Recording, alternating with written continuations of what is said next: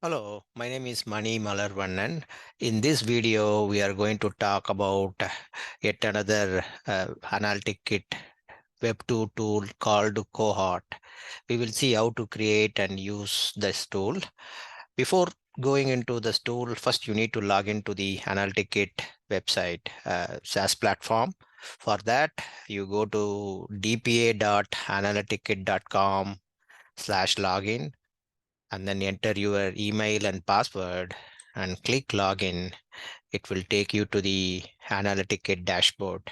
As I explained in my previous videos, many of these screens that I already explained, first column you will see the whatever tools you recently viewed in the AnalyticKit, and then new visitors that came into your website or decentralized application, whichever product you are measuring, that information will be there.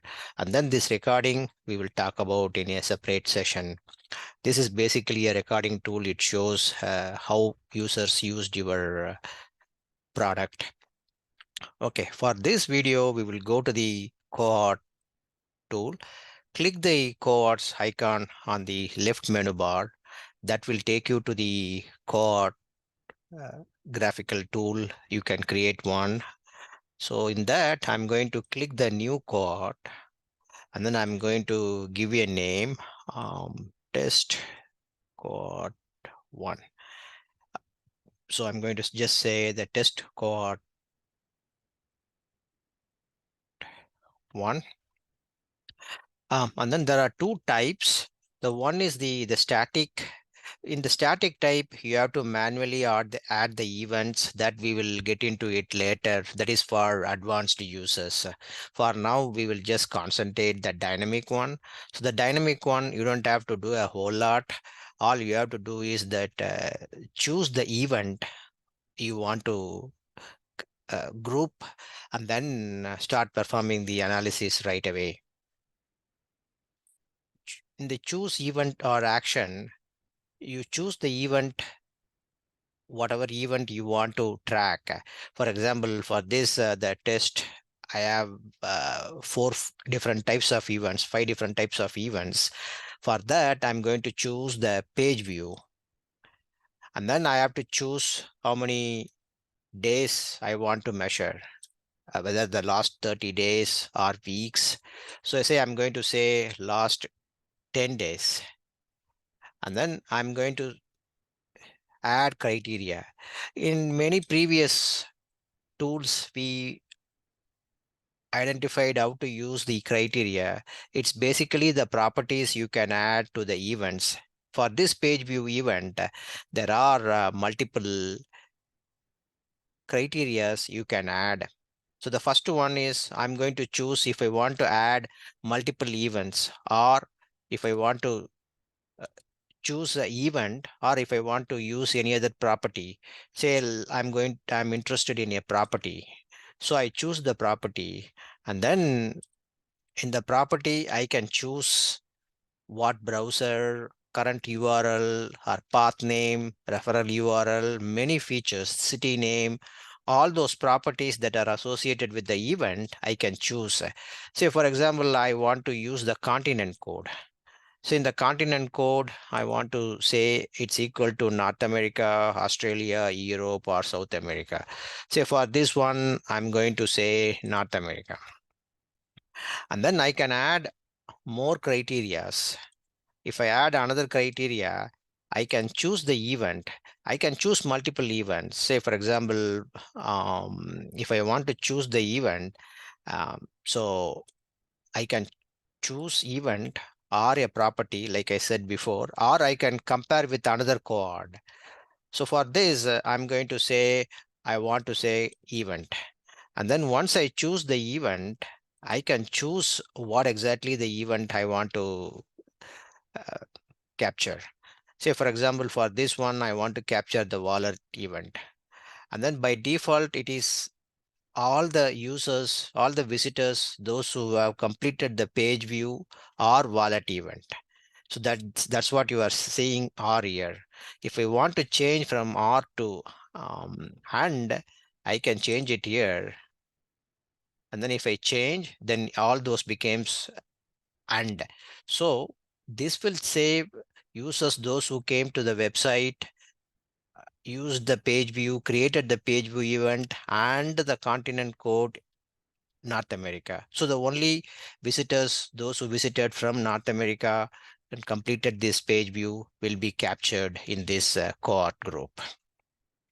So like that, I can add multiple groups. See, this entire setup, what you created is the group. And then I can create multiple groups like that. And then for that, this matching criteria, one group, one criteria, matching criteria, and then the second one, by default it is R. If you want to change to and, then you can do so by clicking and here. Whenever you say and, then everything is combined as together in the cohort analysis. So for now, I'm just going to delete this and I'm just going to say and then I can say save. So when you say save, instantly you will start seeing the visitors, however many visitors you have in this group. Right now, I have only one visitor in the last 30 days who used wallet login and completed the page view. So if I want to change this to R, I have to do it here in the R. So now I will see, maybe I will see more events. Let me see.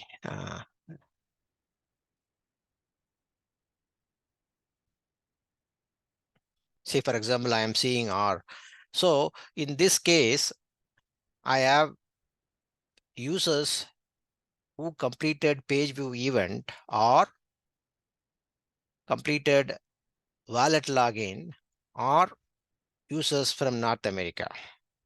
So I can able to change however way I want to capture the group. Say, for example, I want to combine these with the and, I can do so by changing here to and. So like that, you can save. Once I save, then the number of users will go back to 1. And the main purpose of the cohort tool is to collect users into separate groups based on your research criteria. If say, for example, if you are, and then perform analysis for the entire group.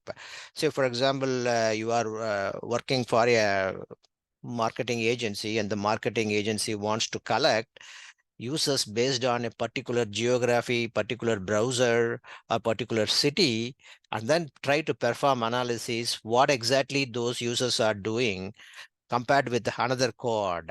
Say, for example, users from North America are more engaging than the users from Europe. You can able to identify what exactly the users from North America is using that is different from users using from Europe. All this analysis you can able to do using this AnalyticKit tool. So once I am done, I am saving it, and then I can save this. And then if I go to the cohort, I can see the cohort tool that I created right now. See, I have only one user on this cohort, and then I just created a couple of minutes back. And then if I want to go back and change it, I can do so. Once I am here, I can again change it back to R. So I can do so and then save. I can save it. See, another feature we have is the export. Say, if you want to export all these visitors into your local Excel, you can do so by clicking the export and it will download everything to your local desktop or laptop, whatever computer you are using. See, I can able to see it locally in my desktop that I have downloaded all these users. So that's all. That's all the core tool I want to discuss. And also, yeah, one more thing I want to show is if I want to export, I can delete the users and I can edit. And again, we'll talk about the session recording later. And the one more thing I want to show, if you want to see who this user, more informations about this user, you can click and you can see the operating system they used, latitude, longitude.